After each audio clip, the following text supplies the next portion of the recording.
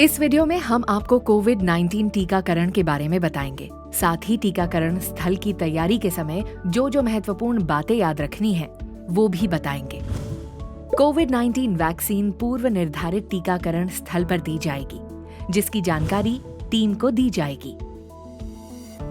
Medical अफसर in charge और supervisor सुनिश्चित करेंगे कि सत्र स्थल पर कोविड-19 ट्रांसमिशन ना हो। सभी लाभार्थियों के नाम की लिस्ट की 3 प्रिंटेड कॉपी और बाकी सब logistics cold chain point in charge vaccine carrier के साथ सत्र स्थल पर भेजेंगे।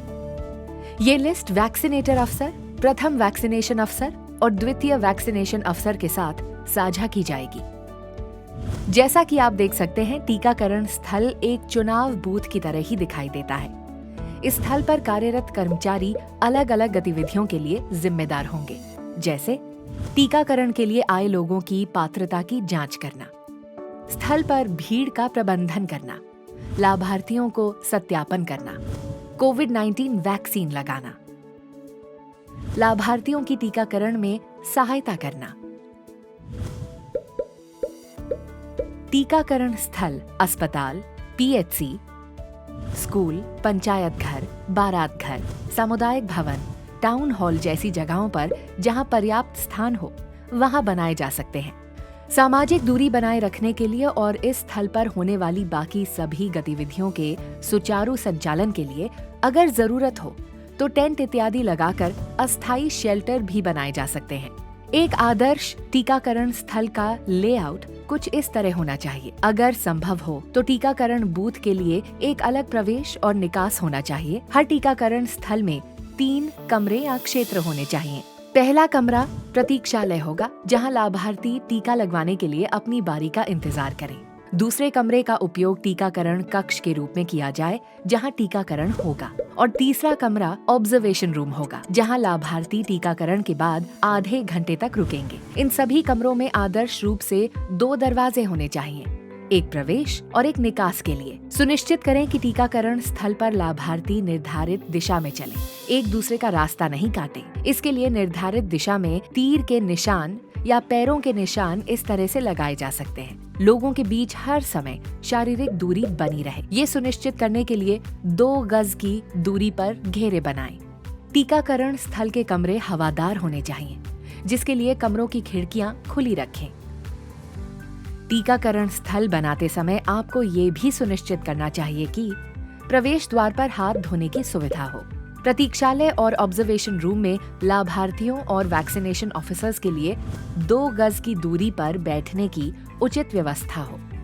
टीकाकरण कक्ष में एक समय पर केवल एक ही लाभार्थी अंदर जाए। लोगों को कोविड से बचाव की जानकारी देने के लिए पर्याप्त संख्या में सामग्री हो।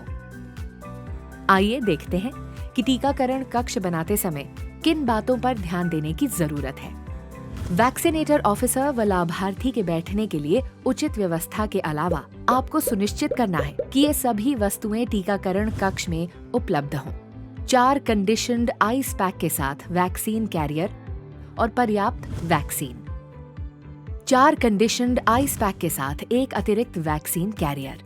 पर्याप्त संख्या में उपयुक्त सिरिंज। टीकाकरण दल के लिए हैंड सैनिटाइजर और मास्क। वैक्सीन की शीशियों से एल्युमिनियम सील हटाने के लिए छोटा स्क्रू ड्राइवर या while opener. Hub cutter. AEFI अथवा एनाफिलैक्सिस किट। लाल और पीले रंग के बैग, साथ ही म्युनिसिपल वेस्ट इकट्ठा करने के लिए एक बैग। नीले रंग का पंचर प्रूफ कंटेनर।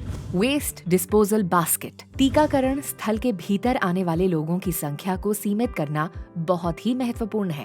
ऐसे में प्रतीक्षालय में भीड़ भाड़ से बचने के लिए आप ये सब कदम उठाएं। केवल उस दिन के लिए पंजीकृत लाभार्थियों को भीतर आने दें। स्वास्थ्य केंद्र या टीकाकरण स्थल पर हर समय शारीरिक दूरी का पालन सुनिश्चित करें। यदि टीकाकरण सत्र स्वास्थ्य केंद्र में आयोजित किया गया है तो टीकाकरण कक्ष को वार्ड अथवा OPD से कुछ दूर हटकर बनाएं। संक्षेप में, एक टीकाकरण स्थल पर ये सभी बातें सुनिश्चित करें। बैठने के लिए पर्याप्त जगह, अगर संभव हो तो दिव्यांग जनों के लिए जरूरी इंतजाम करें। पर्याप्त मात्रा में पीने का पानी, हैंड सैनिटाइजर और हाथ धोने की व्यवस्था, पर्याप्त मात्रा में टीकाकरण सामग्री, शौचालय की व्यवस्था। इन सभी महत्वपूर्ण दिशा निर्देशों का पालन करके हम ये सुनिश्चित कर सकते हैं कि सभी टीकाकरण स्थल सुचारू रूप से चलें और वैक्सीनेटर और लाभार्थियों को कोविड संक्रमण का खतरा कम से कम हो।